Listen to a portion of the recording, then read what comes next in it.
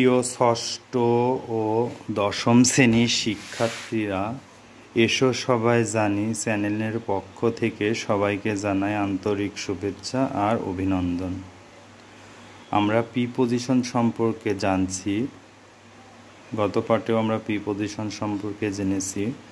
আজকে আমরা last preposition শেষ করব। প্রিপোজিশন আজকে আমি একটা সার্কেল, একটা বৃত্ত অনুযায়ী শিখাবো। তোমরা হয়তো বা ভালো করে এগুলো শিখে নেবে আশা করি। তাহলে আমরা একটা বৃত্ত দিই।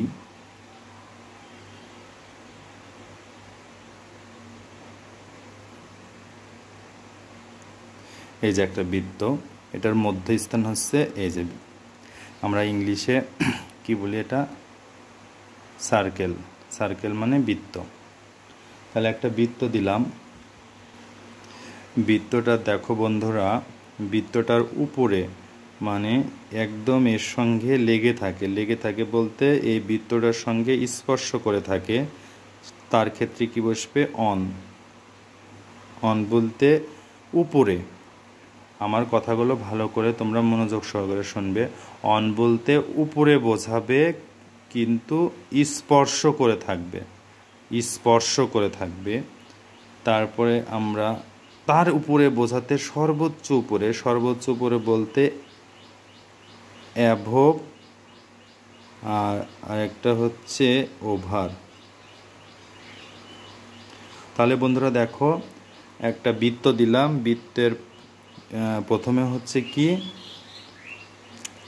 উপরে বলতে অন বোঝাবে।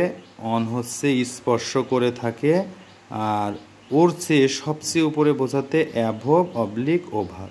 তাহলে অন হচ্ছে স্পর্শ করে থাকে, লেগে থাকে, এগুলো হচ্ছে অন। আর সবচেয়ে সর্বোচ্চ উপরে থাকলে অ্যাভব। অ্যাভব হচ্ছে স্থির, স্থির নড়াচড়া করে না। অ্যাভব হচ্ছে কি, স্থির নড়াচড়া করে না। আর ওভার হচ্ছে চলমান, মানে চলতে থাকবে, স্থির না, ও হচ্ছে চলতে থাকবে। এর ক্ষেত্রে কি বসবে? ওভার। আর অ্যাভবের ক্ষেত্রে বসবে হচ্ছে যে, অ্যাভব হচ্ছে স্থির, কি নড়াচড়া করে না, স্থির, ও শুধু এক জায়গায় বসে থাকবে। এর ক্ষেত্রে বসে অ্যাভব।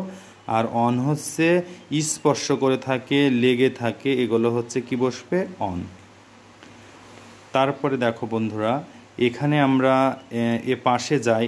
এখানে বৃত্তের মধ্যস্থলে, মধ্যস্থলে আমরা প্রিপোজিশন লিখব যে বিসাইড। বিসাইড, তাহলে বিসাইড, বিসাইড হচ্ছে পাশে। বিসাইড মানে হচ্ছে পাশে।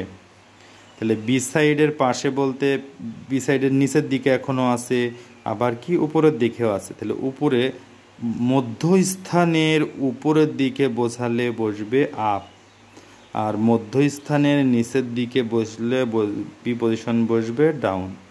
তাহলে বন্ধুরা অবশ্যই দেখো, একটা বৃত্তের হচ্ছে মধ্যস্থানে, মধ্যবর্তী স্থানে বসবে কি? Preposition beside. এখন বিসাইডের উপরের ভাগে বসবে কি? Up, preposition up. আর নিচের ভাগে বসবে কি? Preposition down. তাহলে বন্ধুরা আবার একটু দেখো, আমাদের সর্বোচ্চ উপরে পেলাম, স্পর্শ করে থাকে পেলাম, সর্বোচ্চ উপরে পেলাম, পাশে পেলাম। এবার আমরা নিচের দিকে আসি। নিচের দিকে বলতে আন্ডার, UNDR, আন্ডার মানে নিচে। আন্ডার মানে কি? নিচে। তাহলে নিচে, তাহলে সর্বোচ্চ নিচে হচ্ছে কি বসবে? আন্ডার। তাহলে আমরা নিচের দিকে চলে গেল বা নিচের দিকে আসলো, এরকম কোনো কিছু বোঝালে আমরা কি বসাবো? আন্ডার।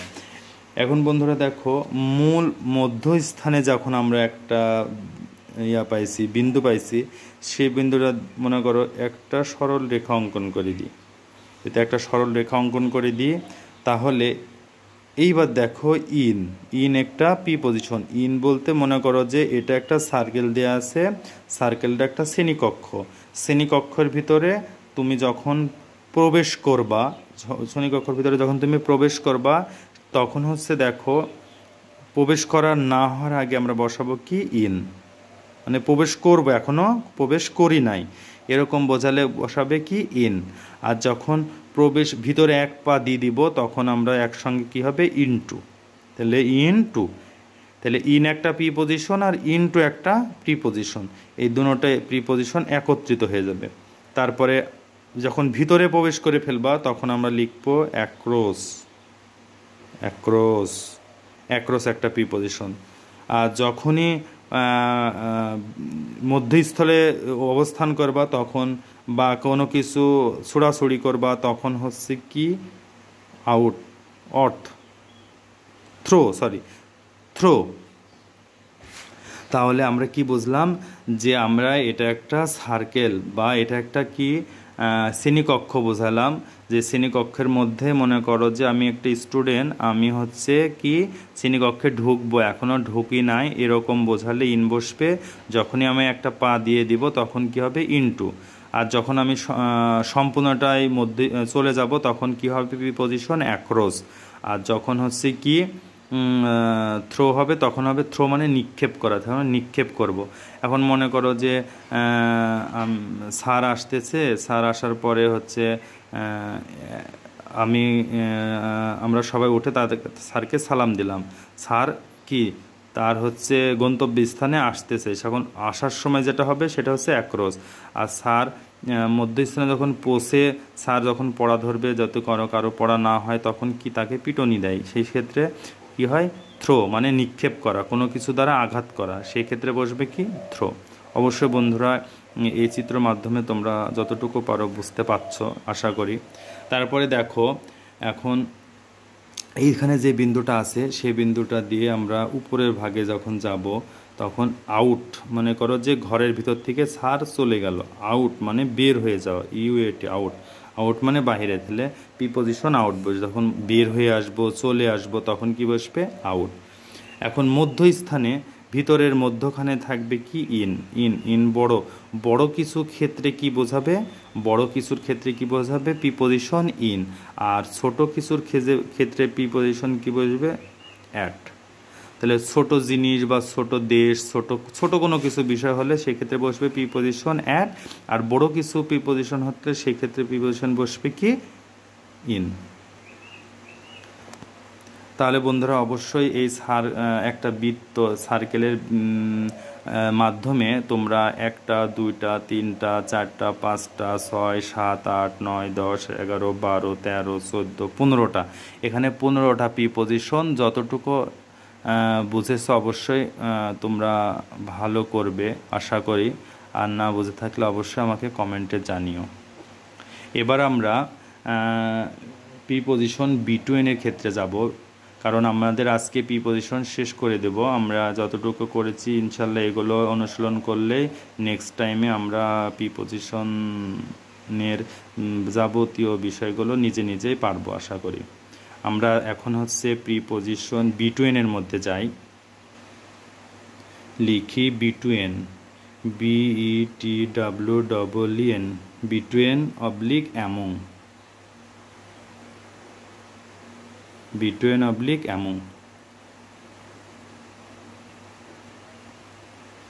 দুইয়ের মধ্যে বোঝালে বিটুইন, আর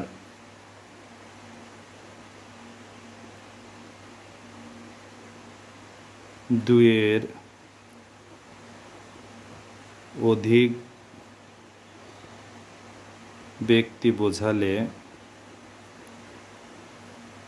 এমন। তাহলে দেখো বন্ধুরা কি বলতেছে, বিটুইন আর এমন, দুইয়ের মধ্যে বোঝালে বিটুইন বসবে, আর দুইয়ের অধিক ব্যক্তি বোঝালে এমন বসবে। তাহলে দুইয়ের মধ্যে আমরা তো অবশ্যই ইংরেজিতে ডায়লগ পড়েছি যে to your friend, between to your friend, তাহলে কি দুই বন্ধুর মধ্যে, তখন এরকম বোঝাবে, দুইয়ের মধ্যে বোঝাবে, তখন আমরা কি বসাবো কি বিটুইন। তারপরে যখন দুইয়ের অধিক বোঝাবে, to your friend all, to your all friend, এরকম যখন বোঝাবে তখন আমরা কি বোঝাবো প্রিপজিশন কি বসবে এমন। তাহলে অবশ্যই বন্ধুরা তোমরা একটা জিনিস মনে রাখবা যে দুইয়ের মধ্যে বোঝালে বিটুইন বসবে, আর একের অধিক মানে দুইয়ের অধিক বোঝালে সেটি কি বসবে এমন বসবে। তাহলে গত পার্টে যারা প্রিপজিশন দেখোনি, তার আগের পার্টে যারা দেখোনি সেই প্রিপোজিশনগুলো দেখে নিও। আবার আজকে সার্কেলের এই বিষয়টা দেখে নিও, দেখে পরক্ষণে তোমরা কি এই অনুশীলন করবা। এবং প্রিপোজিশনের যদি কোনো সমস্যা থাকে তাহলে আমাকে কমেন্টে জানিও, তাহলে আমি সমস্যার সমাধান করার জন্য আর একটা নতুন ভিডিও নিয়ে আসবো।